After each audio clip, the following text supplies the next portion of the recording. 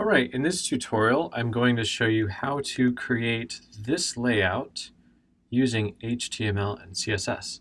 So the first thing I want you to look at is the structure. So what are all the elements here before we even think about the styling or the spacing? So each one of these boxes represents a div. So we've got one surrounding the entire thing. We've got another div just for this header section, another div for these images, and then a final div in the footer here.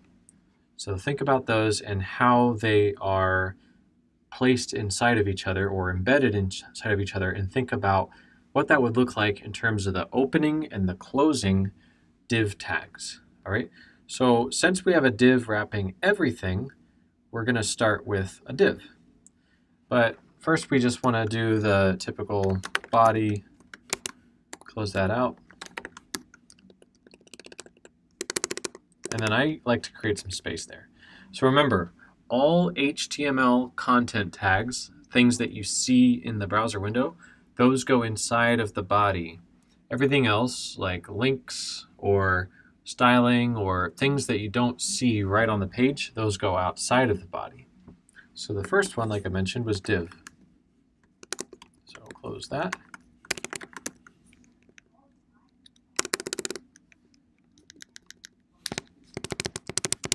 All right, so inside of that div, we have 1, 2, 3 divs inside of that. That's the next layer inside. So I'm just going to create 3 more divs, and I'm lazy, so I'm going to select all that, Command C to copy, and then paste. Delete all this space too. So that's 1, and 2,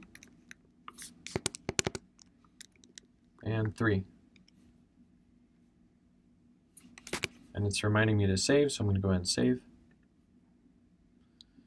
Okay, so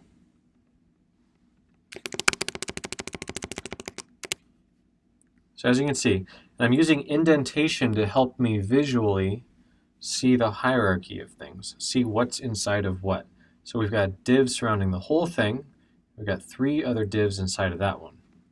So let's see what's inside of those divs. So inside of this first div, we've got an H1. And then we can imagine this is either a paragraph or H2 or something like that. And then we have this horizontal list, which modern day we use unordered lists to create menus like this. In the old days, you would use tables. Unordered lists are a bit easier, or they require less code. So let's do that. So I'm actually just going to copy this text. So that one's going to be an H1. So it's inside of my opening, or it's inside of my first div, which is inside of the other bigger div. So that was an H1. So this is how we create H1. I'm going to paste the text between those. All right, and I don't really need this JS, so I'm just going to minimize so I have more space. All right, so here we go. So now I'm going to go down a line. I've got by Jonathan Early.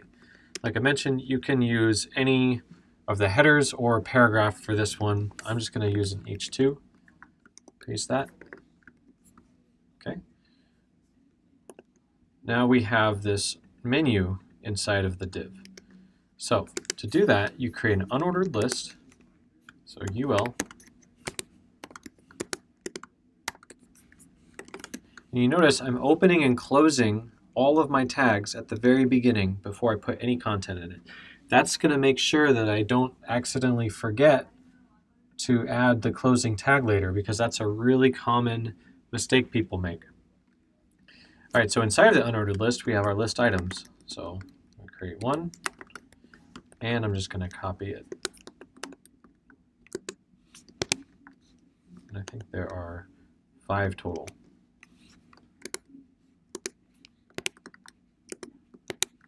All right, so 1, 2, 3, 4, 5.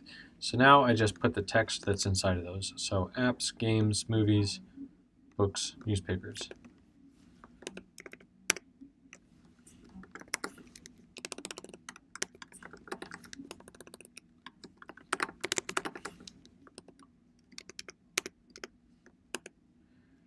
Books and newspapers.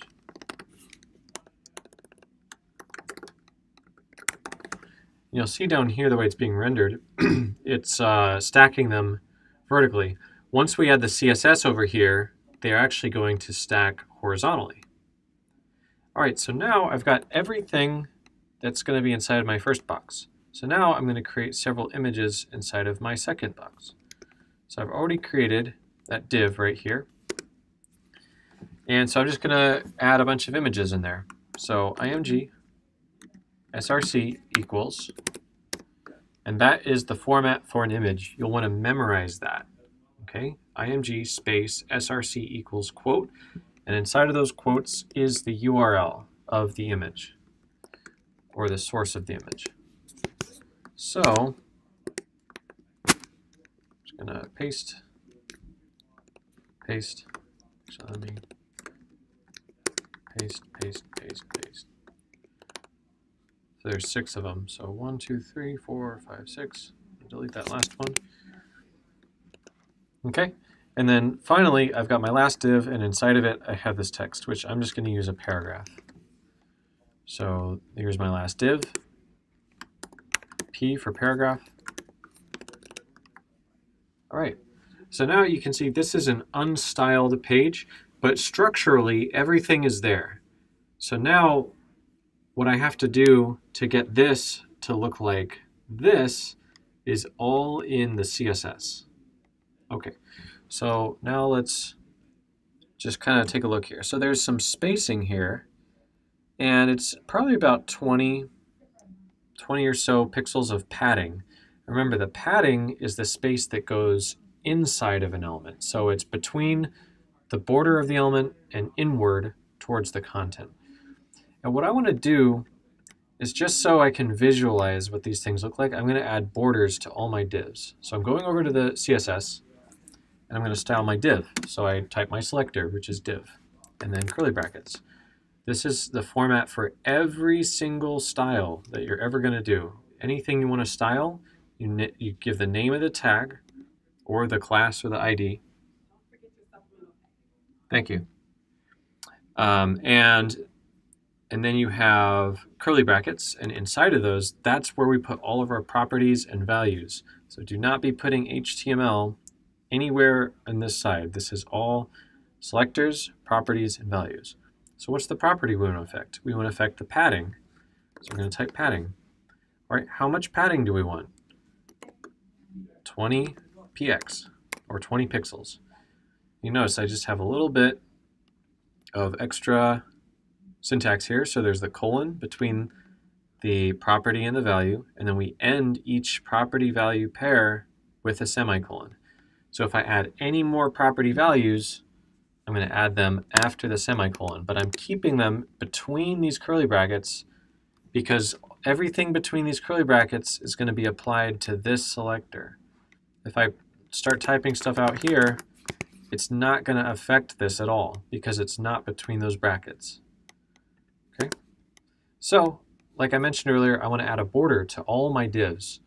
So I have 4 different divs, and I want all of them to have borders. So I'm going to type border, colon, and I'm going to say 1px. It's going to be 1 pixel thick.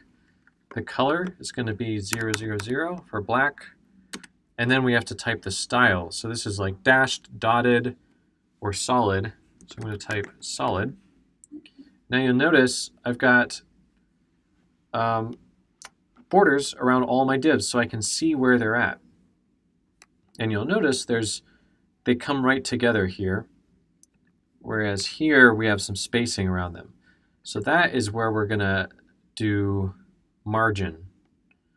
Okay, so actually what I want to do is, instead of padding, I'm going to change that to margin, because margin is the space outside an element. So now you can see all of these divs have padding around them, and since they're inside of this one, that padding, or that margin that's around them, is putting space between the surrounding div and these divs.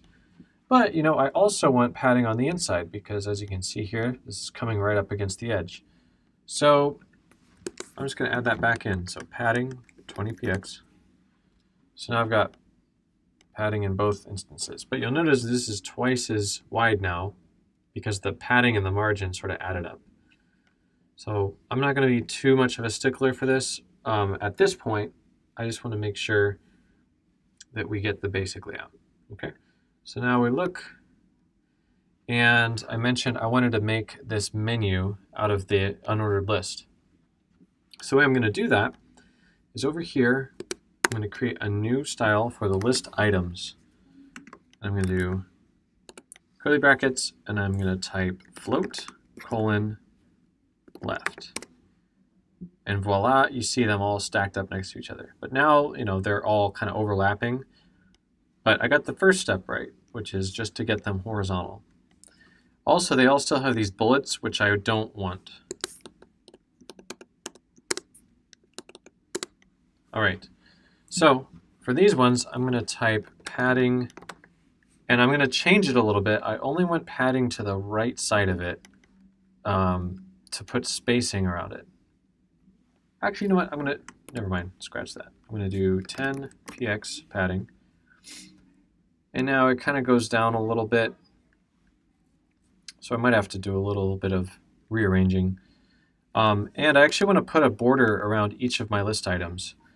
And since I'm lazy, I already have this code here. I'm going to copy it from the div and paste it so it applies to the list items. So now you can see all my list items have borders around them.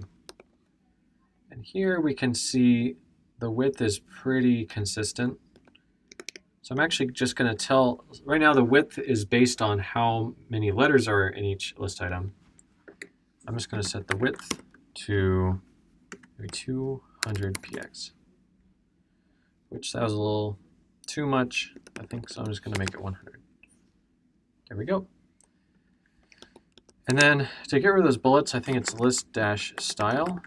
I'm going to say none. There we go. That got rid of those bullet points. Now, just to keep this from crossing through it, I'm going to add some margin just to the bottom. So margin dash bottom colon, I'm going to say like 30 px. See what that does.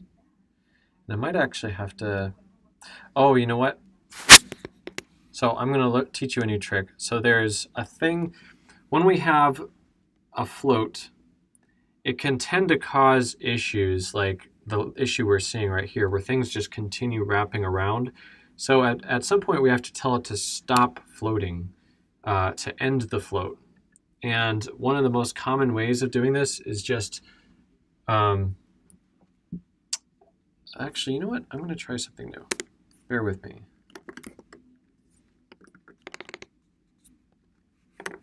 Child last.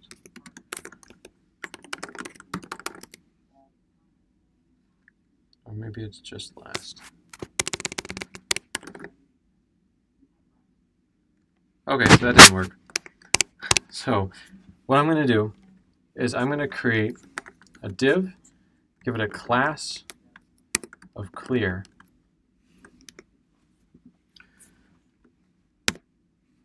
and then close that. And I'm going to create a style specifically for that. So div dot clear, because it's a div and the class is clear. And so if we have a class, we put a dot and then the class name. And then I'm going to say float, or maybe it's clear both. That's right. And then I'm just going to get rid of the border for that div. And then I'm going to get rid of the padding and the margin. Okay, so now you see it got rid of that issue. So I know you haven't seen this before. So again, this right here, this is just a trick. This is something you want to add after anytime you're floating things, just to keep it to stop it from floating after a while. So you might want to just write this down. So div class equals quote clear, and then close the div, and then create a div.clear, and just get rid of any styling characteristics, and just make sure you include this clear both. Okay, so we got the top part. And then this middle part, we're going to put a whole bunch of images. And so to get the images to stack like that, I'm just going to say img float left. So now we can't see the images because I haven't given any of the images sources. So I'm just going to go real quick, find an image source. So maybe copy image address. I'm just going to use Google's logo. I'm going to paste. And there it is. Right now you can see it's way too big. And so that's why I'm going to have to shrink it later. All right, so you can see there's quite a few Googles there. I'm just going to set the width to 300 px.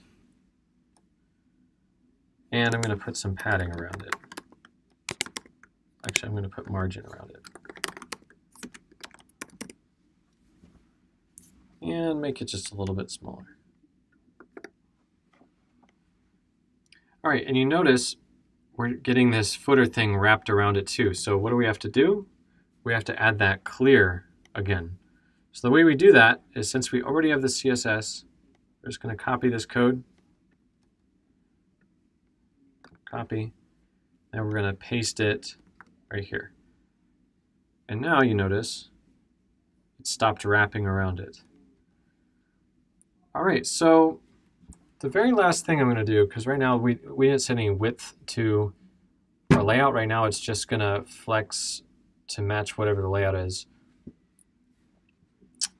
I'm going to give this main div an ID and give some special instructions to styling just that div. So our main div, remember, that's the one that's wrapping around everything. Div ID equals, and then I'm going to say page. So now I'm going to go create some instructions for div page. And I'm going to set the width to, I'm going to say 500 px. That was a little too small, so I'm going to make that 800. There we go, 800. Okay. And the last little trick is, if I want to make this right in the center of the screen without center aligning all of my text, the way I would do that would be margin : auto. And that puts it right in the middle of the page. So what I've shown you in this tutorial, this is the basis for creating pretty much any modern web page layout using HTML and CSS. Now there are other things like Bootstrap, and there's basically CSS frameworks out there where they have a whole bunch of pre-written code. But if you're not using a framework, this, all these properties and this structure, this is how most pages are built. So I hope that made sense. I hope you enjoyed that. I hope you learned something. If you're not quite sure, go back and rewatch earlier sections. I'm going to go ahead and save this, and I will include this video in Google Classroom. Thank you.